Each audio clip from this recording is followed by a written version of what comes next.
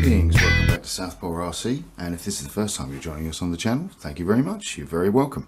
This morning we are here with the TRX3. This is a vintage Traxxas car, 25 years old at the moment, so we're going to be restoring this over the next few weeks and months. So far we have got as far as the body shell. I'll bring that in there, focus. We've shined that up. We've actually I've reinforced that underneath with some fiberglass tape. It is quite a bad design. You have to force this section underneath the shock towers, and consequently it does break rather easily there. But we've reinforced it. I've not glued it because I didn't want to taint the actual shell with cyanocryolite sort of residue, so we've just taped it up. We're going to be bashing this when it runs. We're not going to be bashing this, we're going to be running it very gently to do some videos, but at the moment the body shell is cleaned and ready to go. The windows are nice and clean, so that's sorted. Spoiler is also being cleaned up, ready to go. Still kept the original logos. The design for that, this spoiler actually holds the body shell on. So the body shell sits underneath there, that pins it to the body, and you can adjust your spoiler accordingly. So we've got several parts here. We've got a collection of original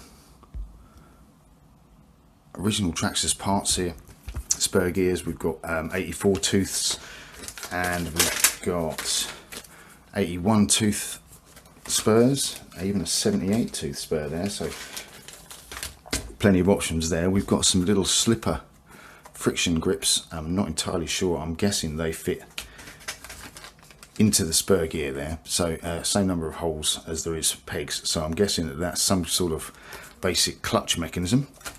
Got to research that, but these are all parts that came to me with the car. And we've even got some 25-year-old Traxxas grease. Not sure that's going to be much use to us for 25 years old. I have taken off the first shock absorber. Now I'm not sure you'll be able to see that there, but the bar here is quite badly scratched up, and it is feeling quite rough moving in and out, so I'm not sure we're going to be reusing these. Going to be probably cleaning these up and just leaving them separate, because I don't want to risk damaging the car or any of the suspension system using those shocks. So we'll be taking these off and probably replacing them with big bore shocks. So this here is the whole shell is fiberglass, and it is a non-twist, non-movement shell. There is absolutely nothing. You can't move that chassis at all. Solid as a rock. So this is pretty much perfect. We're not going to be touching that at all. We're going to be taking off all the leg systems here. All the A-arms are going to be taken off and cleaned and then replaced. We do have some spare mounts for the rear suspension, arms. We've got those if we need them, but I don't think we do. We've got a massive amount of servo connections that came with it as well, various different fittings and sizes and styles.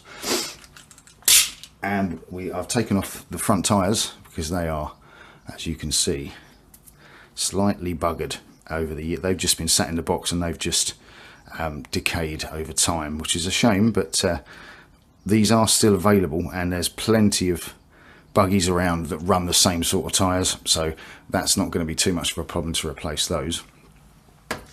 We've got an original 25-year-old servo. It's a Sanwa servo.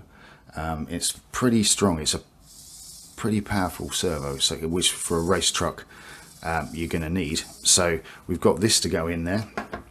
This isn't an original servo, but it is 20 years old. So an ESC, but it is very old. So we're going to attempt to run it with this. Not entirely sure whether this will work on a race buggy, but we'll give it a go. I'm not going to be going mental with with the power in this one, it will just stay brushed, because the gearing system in this car is not likely to handle a brushless motor system, because it's so old. Brushless motors just weren't a thing 25 years ago, certainly not to the power they are today. So we're going to be restoring it as it was originally. I'm going to do some research, and if anyone's got any ideas or comments about which sort of motor that might be applicable for this truck, then please let me know in the comments. I am a novice to restoring parts like this, so if you've got any advice, please help me out. I want to leave it as original as possible, so we're not modifying the car, making it too modern. But basically, we are going to be starting to restore this over the next few weeks and months. But yeah, so far she's looking quite good, quite shiny.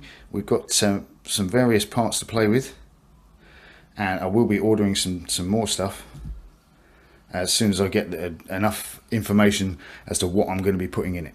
So thanks very much for joining us on this episode of Southpaw RC. I'll see you next time.